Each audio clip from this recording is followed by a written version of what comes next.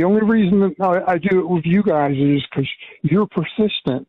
Yeah. You're the most persistent. You're the most persistent evil. That's good. I like that. I'll explain to you the way that we work 2 years later. So there's a lot of houses in Dade, Broward. I mean, we're talking about close to 2 million properties. So we can't get hung as much as we can like this one. We're not going to get hung up over it. There's just too many of them, right? So the way that we work nowadays, because there are so many opportunities, so many houses, is once a seller is serious about selling, they'll know their number. Every seller does, right? And then I take that number and present it to our finance team. If the numbers make sense for our finance team, we go ahead and move forward. No problem. There's nothing to negotiate about. If the numbers don't make sense, I'll come back to you and I'll tell you, hey, this is where the numbers have to be. But I do have to present something to them because otherwise it's impossible for them to look over thousands of property every single day. So I need to take them, the sellers that are most serious about actually selling. The ones that know what number they want, the ones that aren't going back and forth and they're like, hey, this is what I want. If you guys get me this, let's rock and roll.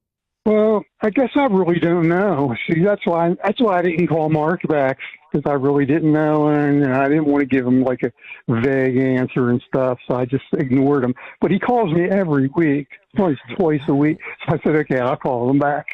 That's but fair. That's fair. we really haven't accomplished anything.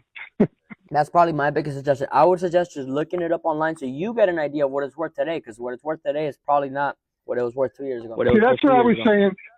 That's what I was trying to tell him. I was like, I was trying to tell him I just didn't have time for this. It's not my priority anymore, and I don't have time. I don't have time to look things up. I'm not going to go call back Friendly Home Buyer and all these postcards that came in there. Because if I wanted to, I could just sit there and call all of them back and say, okay, here's my best offer. Can you beat it or not? But I just haven't done anything. The only reason that I do it with you guys is because you're persistent.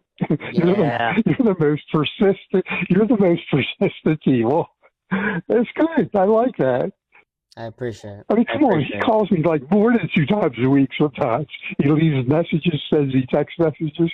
So I said, come on, I don't want to be that rude, just not answer him back. So I figured I'll call him back and see what he says. But Yeah, no, I appreciate that. That's a huge compliment to us.